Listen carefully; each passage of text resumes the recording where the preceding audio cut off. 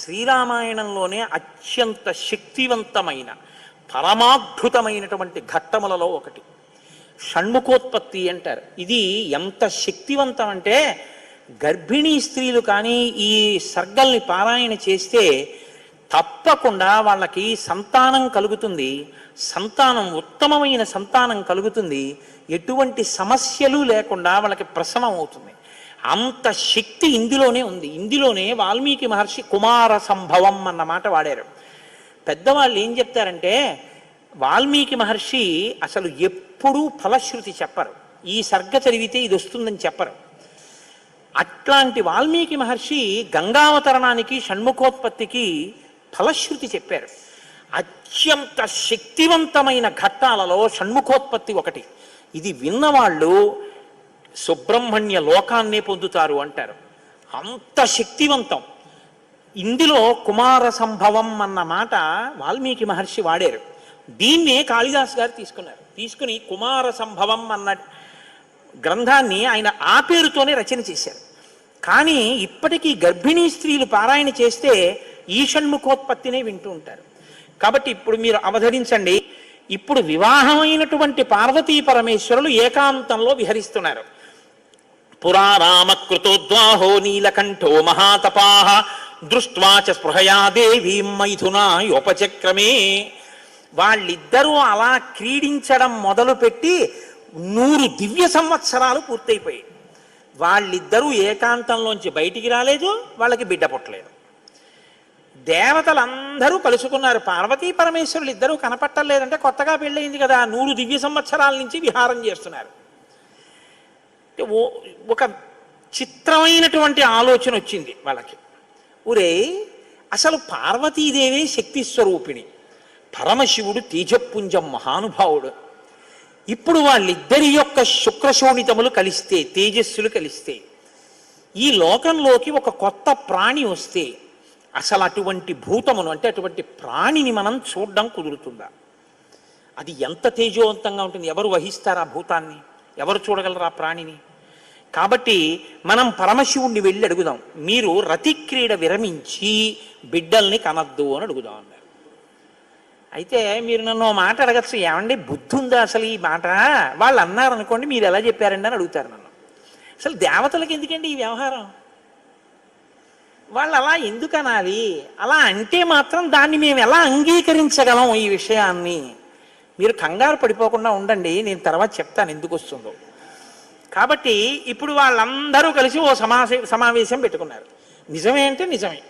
అందరూ కలిసి కైలాసానికి వెళ్ళారు. బయట నించుని పెద్ద కేకేశారు. ఏమని? దేవదేవ మహాదేవ లోకస్యాస్య హితేరత. ఓ దేవదేవ మహాదేవ, లోకమునకంతటికి రక్షించవలసిన వాడా అని కేకేశారు. వీళ్ళకి ఏం ఉపద్రవం వచ్చిందో ఆయన బయటకు వచ్చారు. ఆయన్ని చూడగానే వీళ్ళందరూ నేల మీద పడి నమస్కారం చేశారు. చని కైలాసముదొచ్చి శంకరుడి వాసద్వారముంజేరి ఈశుని జవ్వారుకు లడ్డుపడ్డ దళమంచుందొచ్చి కుయ్యో ముర్రో విను వాలింపుము చిత్తగింపుము దయన్ వీక్షింపుమన్ సంభుజానన ముఖ్యుల్కని రక్తరక్షణ కళా సంరంభునిన్ శంభునిన్ అంటారు పోతన గారు. అలా వీళ్ళందరూ ప్రణిపాతం చేశారు నేల మీద పడి. సురాణం ప్రణిపాతేన ప్రసాదం కర్తుమర్హసి నలోకాధారయిష్యంతి తవ తేజ సురోత్తమః అన్నారు. మహానుభావా, నీవు పార్వతీదేవితో కలిసి ఏకాంతంలో దివ్యక్రీడను అనుభవిస్తున్నావు. మీ ఇద్దరికి బిడ్డ పుడితే దుస్సహం, మేము తట్టుకోలేం. అందుకని నీ తేజస్సుని నీ తేజస్సులోకి అణిచేసేయి, ఆమె తేజస్సుని ఆమె తేజస్సులో అణిచివేయమను. మీ ఇద్దరూ ఒకరి పట్ల ఒకరు ఇటువంటి ఆభిముఖ్యం పొందకుండా తపస్సు చేసుకుంటూ కూర్చోండి అన్నారు. బ్రాహ్మేణ తపసాయుక్తో దేవ్యా సహ తపశ్చర త్రైలోక్యహిత కామార్థం తేజస్తే జసిధారయా.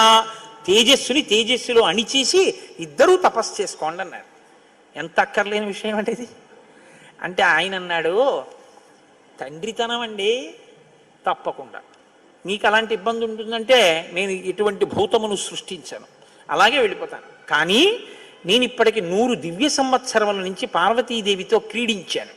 ఆ కారణం చేత దేవతానాం వచశ్రుత్వా సర్వలోక మహేశ్వరః బాఢమిత్యత్ బ్రవీత్ సర్వాన్ పునశ్చేదమువాచః. మీరు చెప్పినట్టే చేస్తాను, నా తేజస్సుని నా తేజస్సులోకి అణిచేస్తాను. కానీ యదిదం క్షుభితం స్థానాత్ మమ తేజో హ్యనుత్తమం ధారయిష్యతి కస్మన్మే బ్రువంతు సురసత్తమాహ. ఇప్పటికే చాలా కాలంగా పార్వతీదేవితో నేను క్రీడించి ఉన్న కారణం చేత నా రేతస్థానం నుంచి తేజస్సు కదిలిపోయింది. ఇప్పుడు కదిలిపోయిన తేజస్సు పడిపోతుంది. నేను పార్వతీదేవి యందు వదిలిపెట్టద్దని మీరు అంటున్నారు. మరి నేను నా తేజస్సుని ఎక్కడ విడిచిపెట్టను, ఎవరు భరిస్తారు చెప్పండి అన్నారు. భరించడం అనేటప్పటికీ వాళ్ళు ఎవరు గుర్తొచ్చారో తెలుసా అండి? భూమి గుర్తొచ్చింది. అన్నీ ఆవిడేగా భరిస్తుంది, పాపం ఆవిడే భరించాలి. అందుకని వాళ్ళందరూ కలిసి ముక్తకంఠంతో భూమిని చూపించారు. చూపించి ఏవ ముక్తాః సురాః సర్వే ప్రత్యూచు వృషభధ్వజం యత్తేజక్షుభితం హే తత్ తద్దరా ధారయిష్యతి. ఈ భూమి భరిస్తుంది, దీని మీద వదిలేసేయండి. భూమి ఏమనాలి? అదేమిటయ్యా, ఆయన భార్య యందు ప్రవేశపెట్టబడవలసినటువంటి శివతేజస్సు నా మీద ఎలా విడిచిపెడతాడు? నేను ఎలా స్వీకరిస్తాను? భూకాంత, ఆమె స్త్రీ, భూదేవి నాలోకి ఎలా ప్రవేశిస్తుంది? శివవీర్యం దోషం అవుతుంది కదా, నేను పుచ్చుకోననాలి. ఆవిడ సంతోషించింది. శివవీర్యం నాలో ప్రవేశించడం అంటే అదృష్టం కదా అనుకుని తప్పకుండా పుచ్చుకుంటానండి అనేటప్పటికీ పరమశివుడు ఏం చేశాడంటే ఏవ ముక్త సురపతి ప్రముమోచ మహీతలే తేజసా పృథివీయేన వ్యాప్త సగిరికానన. ఆయన తేజస్సుని భూమి మీద వదిలిపెట్టేశాడు. అది ఉత్తర క్షణం భూమి అంతటా పాకేసింది. పాకేసి పర్వతాల్లో, నదుల్లో, సముద్రాల్లో, చెట్లలో పరివ్యాప్తమైతే ఆ తేజస్సు యొక్క స్థితిని భూమి తట్టుకోలేకపోయింది. తట్టుకోలేక పెద్ద పెద్ద కేకలేసింది ఆవిడ. తతో దేవాః పునరిదం ఊచుశ్చాధ హుతాశనం ప్రవిశత్వం మహాతేజో రౌద్రం వాయు సమన్వితః. నా ఒళ్ళు మండిపోతోంది, దగ్ధమైపోతోంది నా శరీరం అంతా. శివవీర్యాన్ని నేను భరించలేకపోతున్నాను, దాని శక్తి నేను తట్టుకోలేకపోతున్నాను. కాబట్టి నేను విడిచిపెట్టేస్తాను, నాలోకి వచ్చిన వీర్యాన్ని దేనిలోకి విడిచిపెట్టను అని అడిగింది ఆవిడ. ఇప్పుడు దేవతలందరూ ఒకరి మొహాల్లో ఒకళ్ళు చూసుకుని అన్నారు, ఒళ్ళు మండిపోతోంది తట్టుకోలేనన్నావు కాబట్టి ఎవడు మండిస్తాడో వాడిలో వదిలేయన్నారు. అంటే అగ్నిహోత్రుల్లో వదిలేయమన్నారు. అంటే ఇప్పుడు ఆవిడ ఏం చేసింది? తనలో పడినటువంటి శివవీర్యాన్ని అగ్నిహోత్రుల్లోకి వదిలిపెట్టేసింది. ఇదంతా రెప్పపాటు కాలంలో జరిగిపోయింది. పెద్ద పెద్ద అరుపులు, కేకలు, ప్రార్థనలు, హడావిడి. బయటికి వెళ్ళిన శివుడు లోపలికి రాలేదు. అమ్మవారికి అనుమానం వచ్చింది, ఏం జరిగింది అని. పార్వతీదేవి బయటికి వచ్చింది. బయటికి వచ్చి ఏం జరిగిందని అడిగింది. మేమందరం ఇలా ప్రార్థన చేశామమ్మా, మీ ఆయన తేజస్సు భూమిలోకి విడిచిపెట్టాడు, భూమి తట్టుకోలేక అగ్నిలోకి విడిచిపెట్టింది అంది. మీ ఇద్దరికీ సంతానం కలగకుండా తపస్సు చేసుకోమని కోరిక కోరామమ్మా అన్నారు. ఆవిడంది, ఏ ఆడదైనా అమ్మ కావద్దంటే ఒప్పుకుంటుందండి. అధశైల సుతారామ త్రిదశాన్ ఇదమబ్రవీత్ సమన్యుర శపత్ సర్వాన్ క్రోధ సంరక్తలోచన. ఎర్రబడిన కళ్ళతో అమ్మవారంది, అక్కరలేని విషయంలో జోక్యం చేసుకున్నారు. మీరు చెప్పకూడని మాట చెప్పారు. నన్ను తల్లిని కావద్దు అని శాసించారు.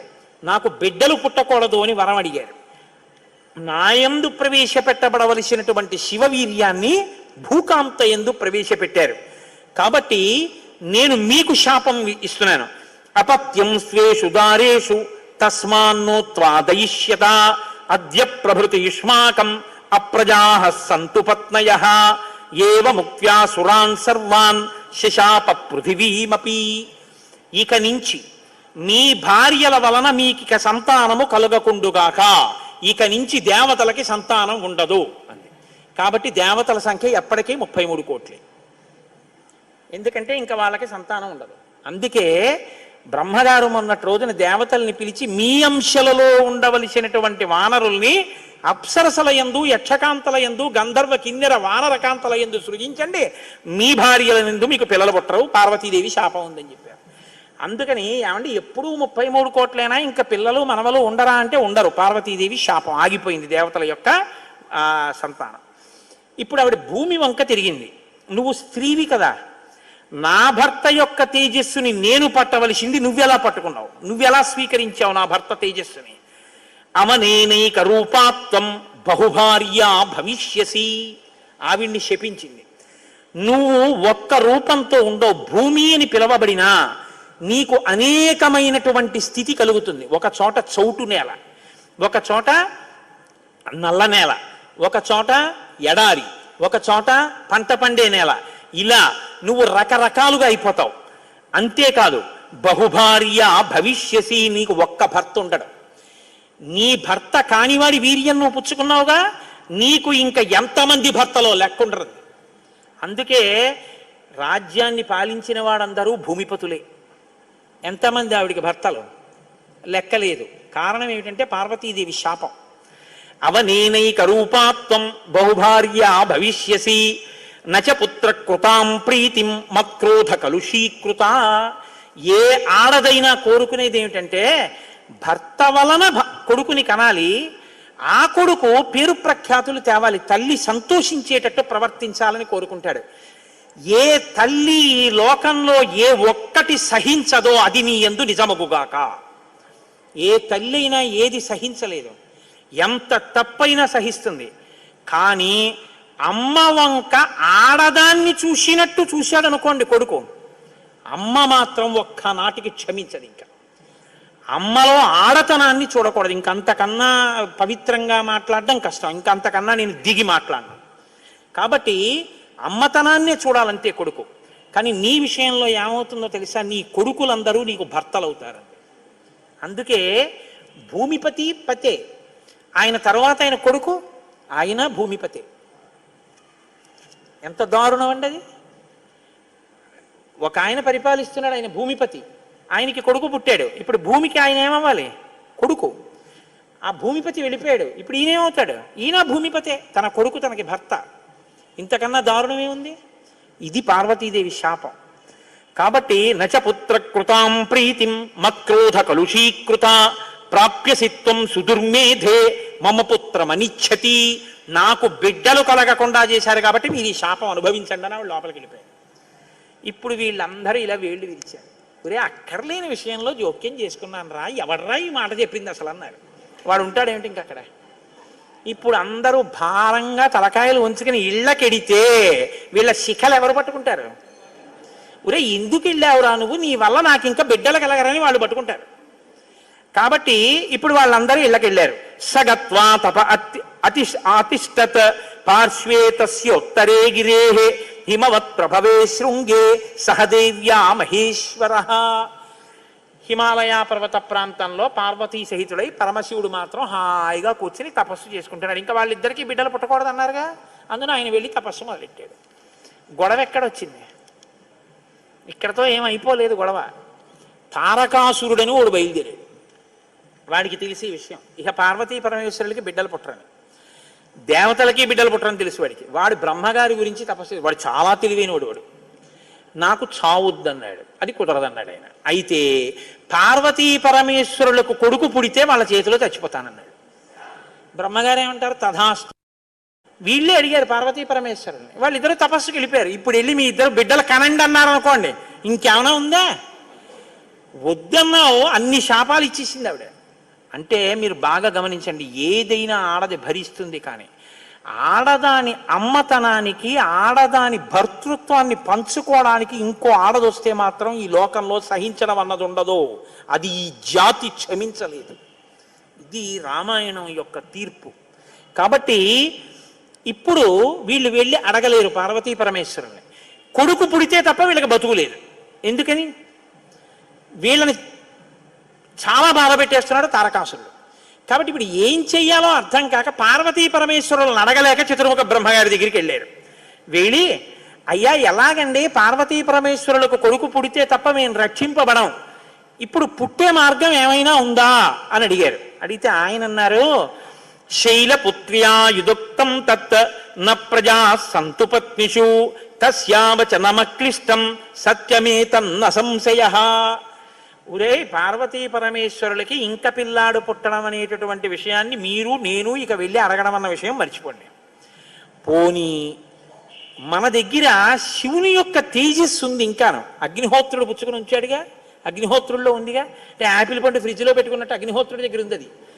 పోని దాన్ని తెచ్చి ఎవరిలోకైనా నిక్షేపిద్దామంటే మీ భార్యలు ఎవ్వరికీ పిల్లలు పుట్టరు. ఆవిడ శాపం ఉందిగా. పైగా ఆ శివవీర్యాన్ని భూకాంత పుచ్చుకుందనేగా అన్ని శాపాలు ఇచ్చింది. ఇప్పుడు దాన్ని తీసుకెళ్ళి ఇంకోళ్ళు ఎవరికన్నా ఇస్తామంటే ఎవరు మాత్రం పుచ్చుకుంటారు? ఏ ఆడది పుచ్చుకుంటుంది? పుచ్చుకుంటే కదా పిల్లలు పుట్టడం. పార్వతీదేవిని వెళ్ళి అడగలేము, పోనీ శివవీర్యం ఉందని ఇంకో స్త్రీలో ప్రవేశపెట్టలేము. ఎలా ఆలోచించి ఆయన తక్కువడండి చతుర్ముఖ బ్రహ్మగారు అంటే. నేను అందుకే బ్రహ్మ నన్ను బ్రహ్మగారు అంటుంటాను. ఆయన సలహా లేకపోతే లోకం లేదు, మన ఉపన్యాసమే లేదు. ఆయన అన్నారు, ఇయమాకాశగా గంగా యస్యాం పుత్రం హుతాశన జనయిష్యతి దేవానాం సేనాపతి మరిందమం జ్యేష్ఠా శైలేంద్ర దుహిత మానయిష్యతి తత్సుతం ఉమాయాస్తబ్ద హుమతం భవిష్యతి న సంశయః. ఉమాయాస్తబ్ద హుమతం భవిష్యతి న సంశయః. హిమవత్ పర్వతం ఉందే, హిమవంతుడు, ఆయనకి 2 బిడ్డలు ఉన్నారు. పెద్దమ్మాయి పేరు గంగ, రెండో అమ్మాయి పార్వతి. పెద్దమ్మాయి దేవతా స్త్రీలలోకి రాదు, ఆ అమ్మాయి స్వర్గలోకంలో ప్రవహిస్తోంది. ఇప్పుడు తనకి బిడ్డలు పుట్టలేదన్న బాధ ఎప్పుడు పోతుందంటే, తన భర్త యొక్క వీర్యం తన అక్కగారిలోకి ప్రవేశించి బిడ్డ పుడితే తన అక్క కొడుకు తన కొడుకేగా. అందుకుని కొంచెం మనసు కుదుటపరుచుకుని పోన్లే బిడ్డ పుట్టాడని సంతోషిస్తుంది.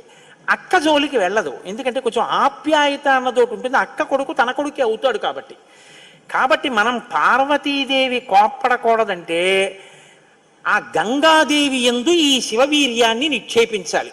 ఇప్పుడు శివవీర్యం ఎవరి దగ్గర ఉంది? అగ్నిహోత్రుడి దగ్గర ఉంది. ఇప్పుడు అగ్నిహోత్రుడు ఏం చేయాలి? గంగాదేవిలో విడిచిపెట్టాలి. గంగాదేవి ఒప్పుకోవద్దు.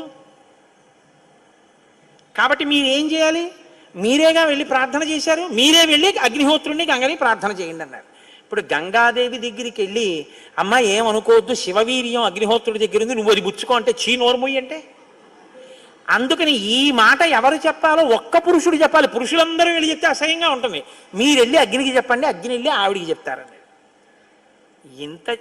ఎందుకంటే ఇంత ఇబ్బంది అంటే, ఇది గట్టిగా చెప్పుకునేది కాదు, ప్రయత్నం చేస్తున్నారు. పార్వతీ పరమేశ్వరులకి పుత్రుడు కలిగేటట్టు తెలిస్తే చంపేతలు పారేస్తాడు ఆయన తారకాసుడు. అందుకని ఎవరికీ తెలియకుండా జరగాలి ఈ పని అంతా. ఇప్పుడు వీళ్ళందరూ కలిసి అగ్నిహోత్రుడి దగ్గరికి వెళ్ళారు. అయ్యా ఎంత గొప్ప సలహా చెప్పావు, ఏదో ఓ కారు చీకటిలో కాంతిరేఖ, కఠినమైన సాక్ష్యానికి సూక్ష్మమైన రంధ్రం దొరికాయి, ఇక మేము అల్లుకుంటాం కథ అన్నారు. తచ్చుత్వా వచనం తస్య కృతార్థ రఘునందన ప్రణిపత్య సురాः సర్వే పితామహం అపూజయన్. బ్రహ్మగారికి పూజ చేసి నమస్కారం చేసి బయలుదేరి అగ్నిహోత్రుడి దగ్గరికి వెళ్ళారు. వెళ్ళి ఆయనతో అన్నారు, దేవ కార్యమిదం దేవ. ఇప్పుడు మాట్లాడడం కొంచెం జాగ్రత్తగా మాట్లాడడం మొదలెట్టారు. ఇది దేవకార్యం, ఏదో మేము సరదాగా నువ్వు పట్టుకెళ్ళి అక్కడ విడిచిపెట్టు ఇలాంటి మాటలు చెప్పడానికి రాలేదు. నీకు పిల్లలు పుడితే నాకెందుకు, పుట్టకపోతే నాకెందుకు, ఇలాంటి వాటిల్లో ఇక మేము జోక్యం చేసుకోం, బుద్ధి వచ్చింది మాకు.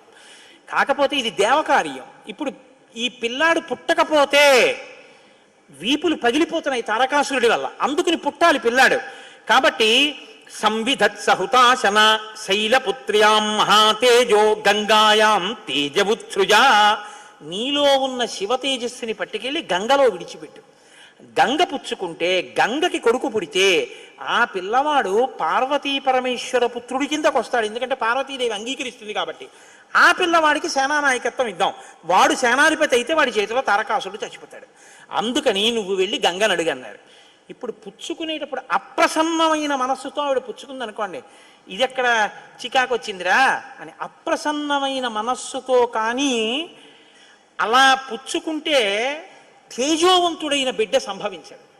కాబట్టి ఆవిడ ప్రసన్నంగా పుచ్చుకోవాలి. అంటే ఆవిడ ప్రసన్నంగా పుచ్చుకోవడానికి యోగ్యమైన రీతిలో ఆవిడికి చెప్పాలి. కాబట్టి ఆయన వెళ్ళి చెప్పాడు అగ్నిహోత్రుడు, గర్భం ధారయ వైదేవి దేవతానాం ఇదం ప్రియం అన్నాడు.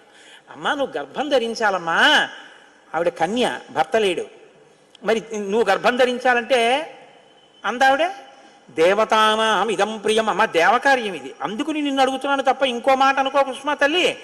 అందుకని ఆవిడ అర్థం చేసుకుంది, ఓహో ఇంతకన్నా ఇప్పుడు లోకాన్ని రక్షించడానికి మార్గం లేదు, కాబట్టి శివ తేజస్సుని నాలోకి తీసుకుంటాను.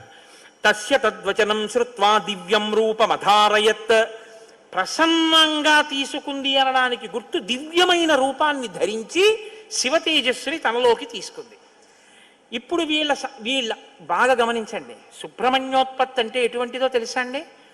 33 కోట్ల మంది దేవతలు ఇలా ఎదురు చూస్తున్నారు.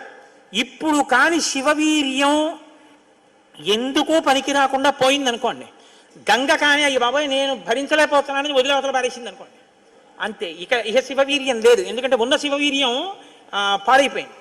కాబట్టి ఇక పుత్రుడు కలగడం. ఇక పుత్రుడు కలగకపోతే ఇక ఎప్పటికీ అసలు దేవతల యొక్క రాజ్యం అన్నది ఇక రాదు, తారకాసురుడే ఉంటాడు. కాబట్టి ఇక మీరు నేను పురాణం చెప్పుకోవడం ఇప్పటికీ ఉండదు, ఆయనే పరిపాలిస్తుంటాడు కదా. కాబట్టి ఇప్పుడు ఆ గంగ వల్ల బిడ్డ పుట్టాలి. వీళ్ళందరూ ఉత్కంఠతో ఎదురు చూస్తున్నారు. గంగ గర్భం ధరించి బిడ్డని కంటుందా?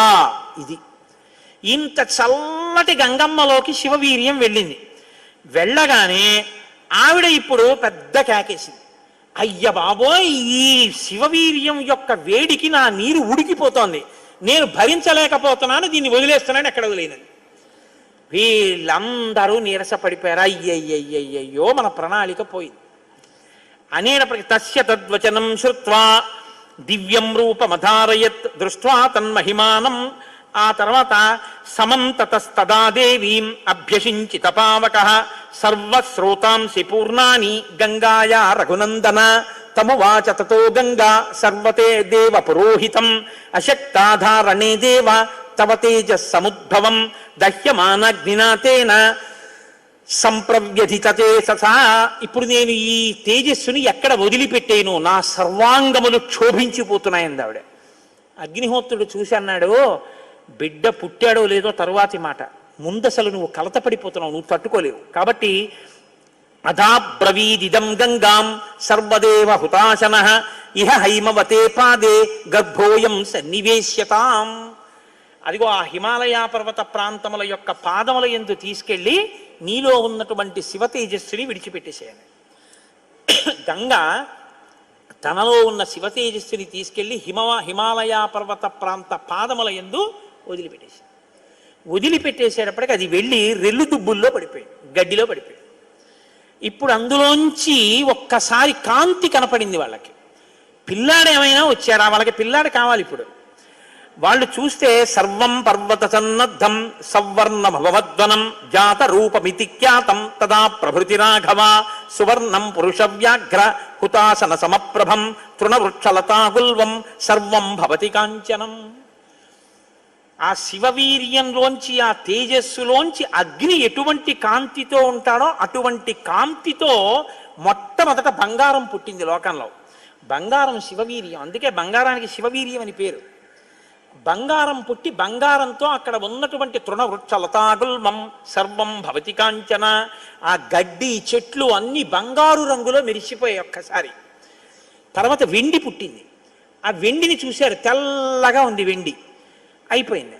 ఆ తర్వాత ఇంకా మిగిలినటువంటి చారంలోంచి రాగి ఇనుము పుట్టాయి. మిగిలిపోయినటువంటి మలంలోంచి తగరము సీసము పుట్టాయి. తప్ప పిల్లవాడు మాత్రం కనపడలేదు. అయిపోయింది మన ప్రణాళికంతా, పిల్లవాడు పుట్టలేదు అని దిగాలు ముఖాలు వేసుకుని ఆ పైనుంచి చూస్తున్నారు. ఆ రెల్లు దుబ్బుల్లో రాత్రివేళ తెల్లగా మెరుస్తాయే రెల్లు దుబ్బులు, ఆ రెల్లు దుబ్బుల్లోంచి తదగ్నినా పునర్వ్యాప్తం సంజాత శ్వేత పర్వత దివ్యం శరవణం చైవ పావకాదిత్య సన్నిభం.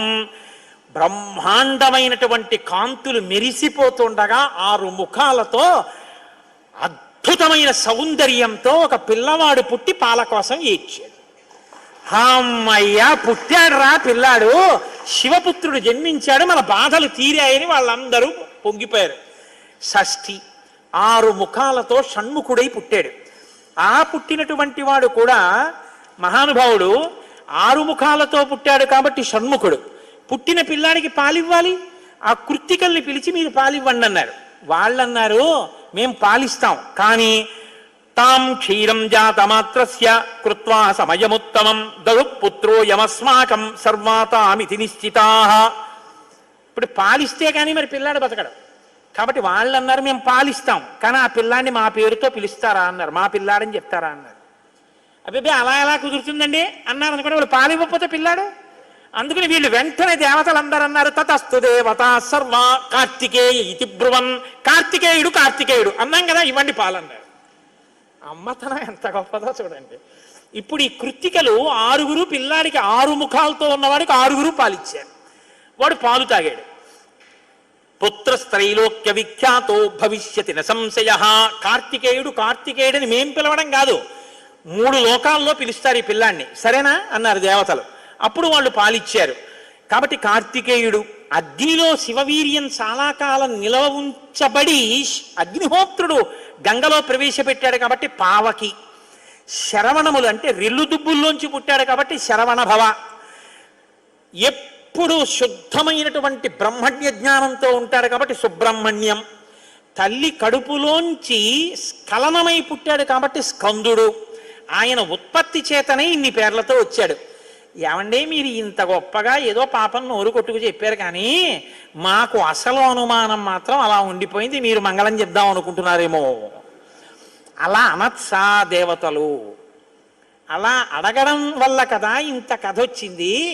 అలా ఎందుకు అడగాలి అసలు అంటే, మహానుభావుడు శంకర భగవత్పాదాచార్య స్వామి వారు బ్రహ్మసూత్రాలకి చేసినటువంటి వ్యాఖ్యానంలో ఒక చోట ఉదహరించారట దీని గురించి. దాని గురించి అసలు ఇలా ఎలా జరిగిందని కంచికామకోటి పీఠాధిపతులు చంద్రశేఖరేంద్ర సరస్వతి స్వామి వారు ఎంతమంది పౌరాణికులను అడిగారట. ఆఖరికి ఒక ఆయన దీని మీద పరిశోధన చేసి త్రిపురా రహస్యంలో ఉన్నటువంటి మంత్రాల యొక్క వ్యాఖ్యానంలో దీని అసలు వృత్తాంతం ఎక్కడుందో పరమాచార్య స్వామి వారికి తీసుకొచ్చి చెప్పారు. త్రిపురా రహస్యంలో ఉంది దీని రహస్యం, అక్కడి నుంచి అనుసంధానం చేయాలి దాన్ని. సనత్కుమారుడు అని ఒక ఆయన బ్రహ్మమానసపుత్రుడు, ఆయన పుట్టుక చేత మహాజ్ఞాని. అటువంటి పిల్లవాడు ఆయన ఎప్పుడూ తనలో తాను బ్రహ్మజ్ఞానంలో రమిస్తూ ఉండేవాడు. ఆయన ఒక రోజు రాత్రి నిద్రపోవడం అంటే గుర్తుపెట్టుకోండి, బ్రహ్మవేత్త నిద్రకి కూడా ఆయన సాక్షి. అటువంటి ఆయనకి కల వచ్చిందంటే అవస్థ ఏర్పడింది, స్వప్నావస్థ. ఆ కల్లో తాను రాక్షస సైన్యాల మీద యుద్ధం చేస్తున్నట్టు కల వచ్చింది. ఆయన తెల్లబోయి ఇదేమి నాకు కల రావడం ఏమిటి, కల రావడం అంటే మనసులో ఏదో కోరిక ఉంది, ఆ కోరిక కల్లో కనపడింది, స్వప్నావస్థలోకి వెళ్ళాను, ఇది దోషం కదా, నాకు అలా ఎందుకు జరిగిందని తండ్రి చతుర్ముఖ బ్రహ్మగారి దగ్గరికి వెళ్ళారు. వెళ్ళి నాన్నగారు నాకు ఇలా కల ఎందుకు వచ్చింది నాన్నగారు అసలు అని అడిగాడు. ఆయన అన్నాడు, నాయనా నీకు ఇలా కల రావడానికి ఒక కారణం ఉంది. నువ్వు పూర్వజన్మలో వేదాన్ని నేర్చుకునేటప్పుడు వేదంలో దేవతల గురించి రాక్షసుల గురించి దేవదానవ యుద్ధాల గురించి చదివి ఈ రాక్షసులు ఎప్పుడు వేద ప్రమాణానికి వ్యతిరేకంగా ఎందుకు ఇలాంటి పనులు చేస్తుంటారు, వీళ్ళని పట్టుకుని చంపేయాలని వ్యగ్రత పొందావు. ఆ వ్యగ్రత జీవుణ్ణి పట్టుకుంది. అది ఈ జన్మలో బ్రహ్మవేత్తవైనా నీకు ఆ వాసన ఉండిపోయింది, అది ఇప్పుడు కలగా వచ్చింది. అది తీరాలంటే నువ్వు దేవసేనకి అధిపతివి కావాలి. నువ్వు దేవసేనకి అధిపతివై రాక్షసుల్ని సంహరిస్తే ఆ కోరిక తీరుతుంది. అంటే నాన్నగారు నేను దేవాసేనాపతిని కావలసిందేనా ఆయన అన్నాడు చతుర్ముఖ బ్రహ్మగారు. వచ్చేసారు ఆయన, తన అనుష్ఠానంలో తనున్నారు. ఈలోగా పరమశివుడు ఒక సంకల్పం చేశాడు. పరమశివుణ్ణి మించిన జ్ఞాని లోకంలో ఇంకా లేడు. ఎక్కడైనా జ్ఞానం అంటూ ఉంటే అది కేవలం శాంకర భిక్ష. పరమశివుడి యొక్క భిక్షయే జ్ఞానం. అందుకే ఆయన్ని ఈశాన సర్వ విద్యానాం ఈశ్వర సర్వభూతానాం బ్రహ్మాధిపతిర్బ్రహ్మణోధిపతిర్బ్రహ్మ శివో మే అస్తు సదాశివోం మంగళములకు మంగళం నా తండ్రి. అంతటి మహాజ్ఞాని శంకరుడంటే. ఆయన దగ్గర నుంచే వెళ్ళాలి జ్ఞాన గంగ. కాబట్టి పరమశివుడికి ఒకప్పుడు కోరిక పుట్టిందిట, నేను ఇప్పటిదాకా అన్ని విషయాలు చెప్పడం కానీ నేను ఓడిపోయిందన్నది లేదు ఎవరి దగ్గర. ఓడిపోవడం అంటే బయట వాళ్ళ దగ్గర ఓడిపోతే బాగుండదుగా. ఓడిపోవడం అనేటటువంటిది కూడా మనిషి జీవితంలో సన్మానంగా ఎప్పుడు మారుతుంది?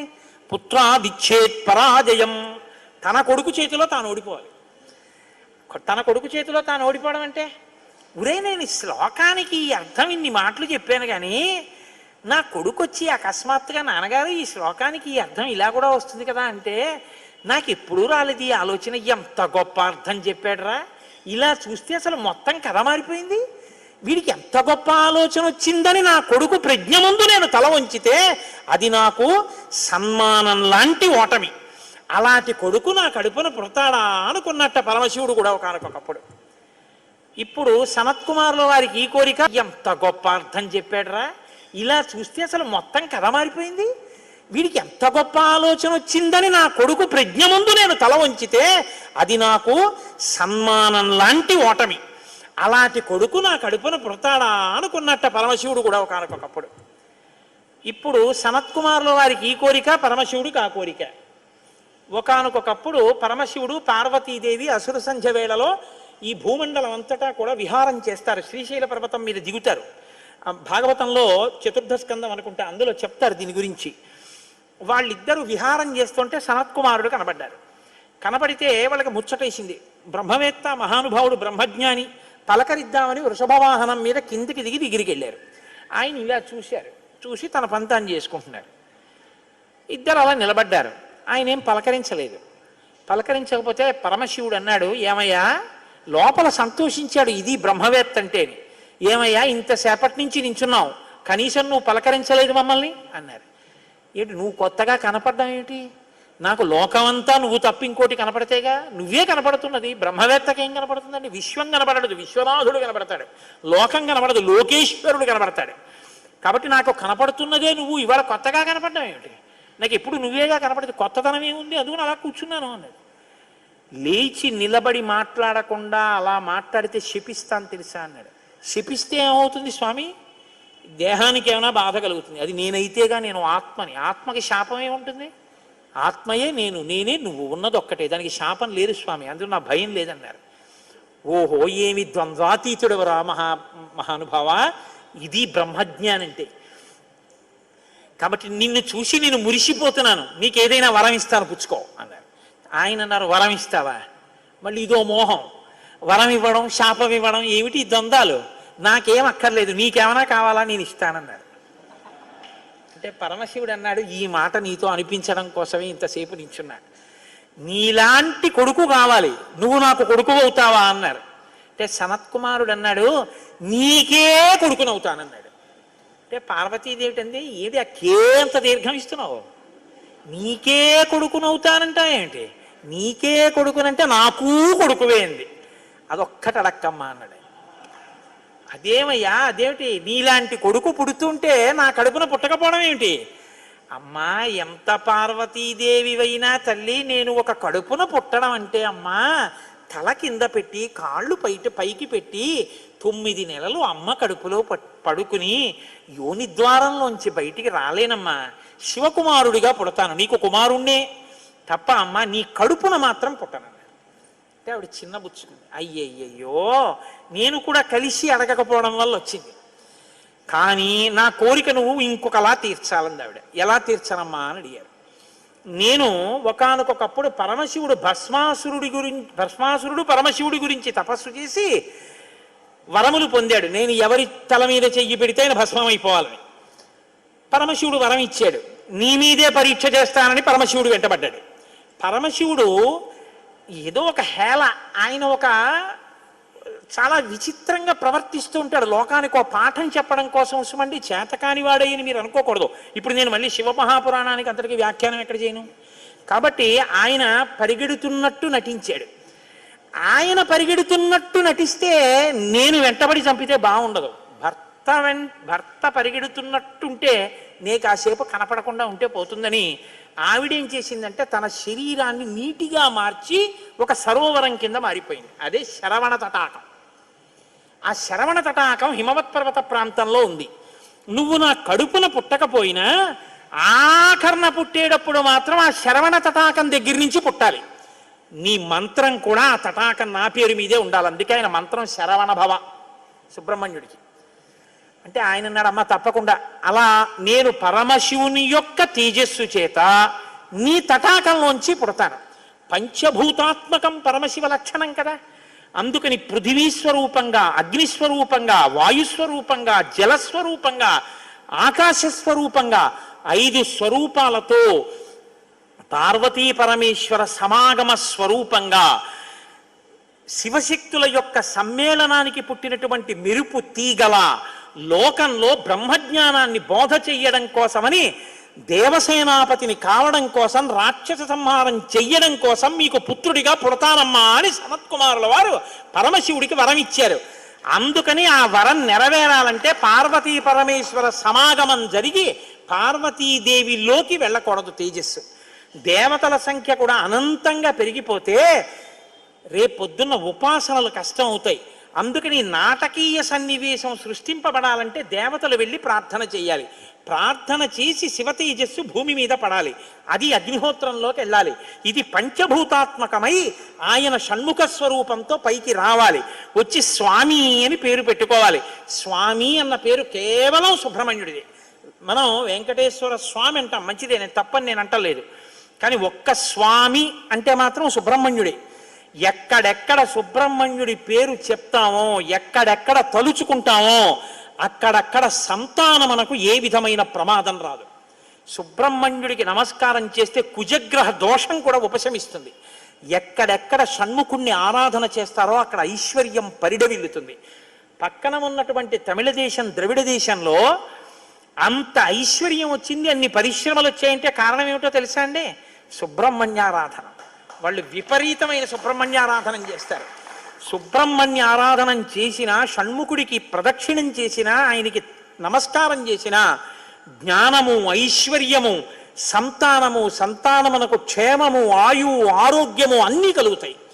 అంత శక్తివంతమైనటువంటి సర్గ ఈ షణ్ముఖోత్పత్తి సర్గ. అందుకే వాల్మీకి మహర్షి ఎప్పుడూ కూడా అసలు ఫలశ్రుతి చెప్పరు. కానీ ఈ షణ్ముఖోత్పత్తి గురించి చెప్పిన తర్వాత, అందుకే షణ్ముఖుడికి ఉన్న గొప్పతనం ఏమిటో తెలుసా అండి? ఆయనకి ఒక గొప్ప విజయాన్ని సాధించాడు షణ్ముఖుడు ఒక్కడే. శైవ వైష్ణవాలు రెండూ కూడా వియ్యవందేట్టు చేశాడు. శ్రీవల్లి, దేవసేన ఇద్దరు శ్రీ మహావిష్ణువు యొక్క కుమార్తెలు. ఆయన మేనల్లుడు కదండి, మరి ఏదో పండగ సెలవులకు ఇంటికి వచ్చాడు. ఇంటికి వస్తే లక్ష్మీదేవి ఆయన్ని చూసి అందిట, మురుగన్ అంది. మురుగన్ అంటే మేనల్లుడు అని. మరుమగన్ అన్నట్టు విష్ణువు. మరుమగన్ అంటే చాలా అందగాడు అన్నట్టు. ఇద్దరు అలా అనుకోవడం ఎందుకో తెలుసా అండి? మన పిల్లలకు బాగుంటాడు. వల్లి, దేవసేన ఇద్దరిని ఇచ్చి సుబ్రహ్మణ్యేశ్వర స్వామి వారికి కళ్యాణం చేశారు. వల్లి, దేవసేన ఇద్దరిని తనకి భార్యలుగా చేసుకున్నాడు కాబట్టి శైవ వైష్ణవాలు రెండు సుబ్రహ్మణ్యుడి వల్లే వియ్యం ఉంది. అంతటి మహానుభావుడు ఆయన. మహాజ్ఞాని, యుక్తకేశుడై గుండుతో గోచి పెట్టుకుని నిలబడి ఉంటాడు. అందుకే సుబ్రహ్మణ్య క్షేత్రాల్లో స్వామి వలయలో అలా నిలబడి ఉంటాడు. ఆయన ప్రణవానికి అర్థం చెప్తే పరమశివుడంతటి వాడు తెల్లబోయి, ఎంత గొప్పగా చెప్పావురా అన్నట్టు. నాన్నగారు అలా అంటే కుదరదు, ఇది ప్రణవ రహస్యోపదేశం కదా, మీరు కూడా మడికట్టుకుని వచ్చి శిష్యుడిగా కూర్చోండి చెప్తానన్నట్టు. ఒరే ఎంత బాగా చెప్పావురా అని వచ్చి కూర్చుని విన్నట్ట. శివుడంతటి వాడు ఇంత బాగా చెప్పగలిగిన కొడుకు పుట్టాలని కదా కోరుకున్నాడు. ఆత్మాదిచ్చేత్ పుత్రాదిచ్చేత్ పరాజయం. తండ్రి గారికి ఆ కోరిక తీరిందటువంటి బ్రహ్మజ్ఞాని పుట్టాడు. ఆయనే తరువాతి కాలంలో కేవలం పాలు తాగి పెద్దవాడైపోయాడు అంతే. అయిపోగానే ఆయన్ని దేవసేనకి తీసుకొచ్చి పట్టాభిషేకం చేసేశారు. సేనాధిపతి అయిపోయాడు. తారకాసుర సంహారం చేశాడు. దేవతలందరూ సంతోషించారు. అమ్మ అందమంతా మూర్తీభవించి ఉంటుంది. అందుకే ఇంతంత బుగ్గలు, ఎర్రటి మనిషి, ఆహారాలు, చిన్న పట్టుబట్ట, ఎప్పుడు అమ్మ శక్తి అంతా చేతిలో శూలంగా పట్టుకుని ఆ కుక్కుట ధ్వజం, ఆ నెమలి మీద కూర్చుంటే ముద్దులు మూట కడుతూ ఎంత అందంగా ఉంటాడో. అందుకే సుబ్రహ్మణ్యేశ్వర స్వామి వారి యొక్క మూర్తి వంక అదే పనిగా చూసినా కూడా సత్సంతానం కలుగుతుంది. అంతటి మహానుభావుడు సుబ్రహ్మణ్యుడు. ప్రత్యేకించి ఏ కారణం చేతనైనా గర్భం నిలవక బాధపడుతున్న వాళ్ళు, గర్భిణి అయినప్పటికీ కడుపున ఎటువంటి బిడ్డలు పుడతారో తెలియని వాళ్ళు, వాళ్ళ ఆయుర్దాయం బాగుండాలనుకున్న వాళ్ళు, సంతానం క్షేమంగా వృద్ధిలోకి రావాలనుకున్న వాళ్ళు రామాయణాంతర్గతమైన షణ్ముఖోత్పత్తిని విని తీరాలి. ఇది చెప్పడం కోసమే వాల్మీకి మహర్షి ఫలశ్రుతి చెప్తూ ఓ మాట చెప్పారు. ఏష తే రామ గంగాయ విస్తరోభిహితో మయా కుమార సంభవశ్చైవ ధన్యః పుణ్యస్తథైవ చ. ఎవరు ఈ షణ్ముఖోత్పత్తిని శ్రీరామాయణంలో వింటున్నారో వాళ్ళకి ఎటువంటి చిక్కులు ఉన్నా అన్ని చిక్కులు విడిపోయి అపారమైనటువంటి ధన సమృద్ధి కలుగుతుంది. 2, విశేషమైనటువంటి పుణ్యము స్కందోత్పత్తిని విన్నంత మాత్రం చేత కలుగుతుంది. ఇక్కడే ఆయన కుమార సంభవశ్చైవ అన్న మాట వాడారు. పార్వతీ పరమేశ్వరుల యొక్క కుమారుడు కనుక ఆయనకొక్కడికే కుమారః అన్న నామం. ఆయన భక్తశ్చయ కార్తికేయే కాకుత్స భువిమానవః ఆయుష్మాన్ పుత్ర పౌత్రైశ్చ స్కందసాలోక్యతాం వ్రజేత్. ఎవరు భక్తి శ్రద్ధలతో రామాయణాంతర్గతమైనటువంటి ఈ షణ్ముఖోత్పత్తిని చేతులు కైమోడ్చి సుబ్రహ్మణ్యుడికి నమస్కరించి వింటున్నారో అటువంటి వారందరికీ కూడా ఆయుష్మాన్, వాళ్ళకి ఏదైనా అపమృత్యు దోషం జాతకంలో ఉంటే ఆ దోషము ఉపశమించి ఆయుర్దాయం కలుగుతుంది. ఆయుష్మాన్ పుత్ర పౌత్రైశ్చ, వాళ్ళ కొడుకులు మనవలు అందరూ క్షేమంగా ఉంటారు. ఏవైనా దుర్గుణములు అలవడవలసినవి ఉంటే అవి పోయి వాళ్ళు వృద్ధిలోకి వచ్చి వంశానికి గొప్ప కీర్తి తీసుకొస్తారు. ఆయుష్మాన్ పుత్ర పౌత్రైశ్చ, ఎవరు రామాయణం సంపూర్ణ రామాయణం చెప్పించుకుని వినేటప్పుడు పరమ భక్తితో దేవాలయ ప్రాంగణంలోనో ఎక్కడో కూర్చుని ఈ స్కందోత్పత్తిని నమస్కారం చేస్తూ విన్నారో వాళ్ళు శరీరం పడిపోయిన తరువాత స్కందసాలోక్యతాం వ్రజేత్, సుబ్రహ్మణ్య లోకాన్ని పొందుతారు అని వాల్మీకి మహర్షి సత్యం తప్ప ఆయన నోటి వెంట రాదని బ్రహ్మగారి వరం. ఆయన ఎప్పుడూ ఫలశ్రుతి చెప్పరు, ఇక్కడ చెప్పారు.